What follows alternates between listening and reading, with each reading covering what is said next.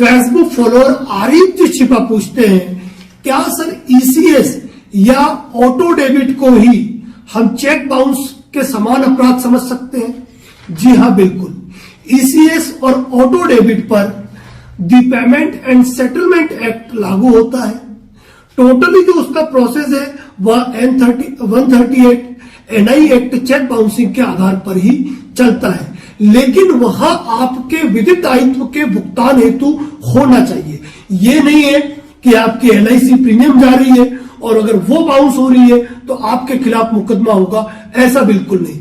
आपने कोई लोन ले रखा हो और यदि उसकी मंथली किस्तें कट रही हो और वह मंथली किस्तें यदि ऑटो डेबिट होती हो, ईसीएस के माध्यम से कटती हो, NSCH के माध्यम से कटती हो और यदि वो बाउंस होती है तो ऐसी अवस्था में आपके विरुद्ध the payment and settlement act के तहत कार्रवाई की जा। जवाहर जी जा साहब पूछते हैं कि सर सामने वाले ने चेक दिया लेकिन उसका बैंक खाता ही बंद है, मैं क्या करूं? सीधी सी बात है, आपने चेक को बैंक में पेश किया तो आपके पास लिखा हुआ आया अकाउंट क्लोज्ड।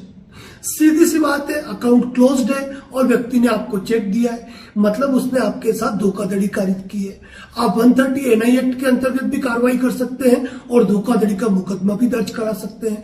ये बात अलग है कि पुलिस इस मैटर में FIR दर्ज नहीं करेगी। आप सीनियर पुलिस अथॉरिटी को कंप्लेंट पेश कर सकते हैं और कोर्ट से भी FIR का आदेश लाकर कानूनी कार्रवाई कर सकते हैं।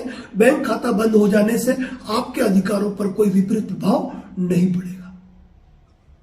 फेसबुक फॉलोअर राकेश जी रंजन कहते हैं कि सर 138 का केस चल रहा था और केस के दौरान ही जो अपोजिट पार्टी है वह रेंट का घर छोड़कर चली गई। अब क्या होगा? कुछ नहीं होगा, तामील हो नहीं पाएगी, उसके खिलाफ बेलेबल वारंट जारी होंगे, अरेस्ट वारंट जारी होंगे और लगातार यदि वह उपस्थित नहीं हुआ तो ऐसी अवस्था में उसके खिलाफ स्टैंडिंग वारंट जारी हो जाएगा और जब कभी उसकी गिरफ्तारी होगी तब आपका केस आगे मूव ऑन हो पाएगा, आगे चल पाएगा। ऐसी अवस्था में आपको ही पता लगाने की जरूरत है कि व्यक्ति कहां का मूल रूप से रहने वाला था या कहां जा सकता है। तो आप कोर्ट की पत्रावली पर नया एड्रेस पेश करते हुए उसे रिकॉर्ड पर लेने का अनुरोध कर सकते हैं।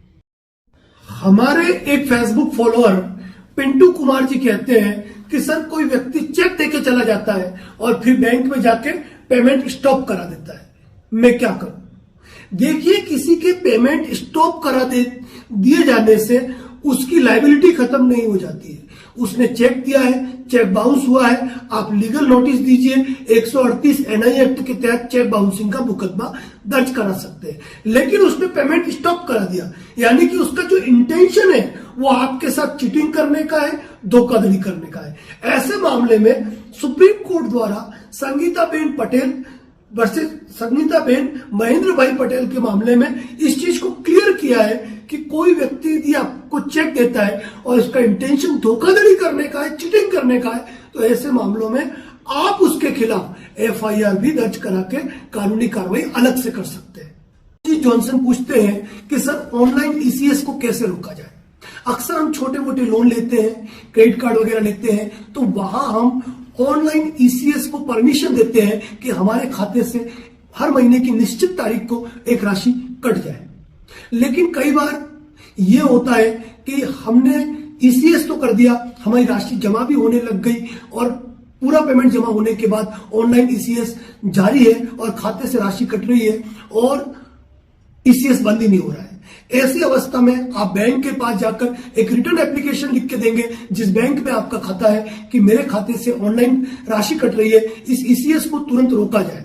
वो संबंधित उनके इलेक्ट्रॉनिक क्लियरिंग जो डिपार्टमेंट है उसको वहां प्रेषित करेंगे और आपके ECS को रोका जाएगा। उसके बावजूद भी अगर उनके द्वारा यदि ECS बंद नहीं किया जाता है तो आप अपने वकील के थ्रू लीगल नोटिस देके और कानूनी कार्रवाई भी कर सकते हो। यदि उसके बावजूद उनके द्वारा ECS नहीं रोका जाता है।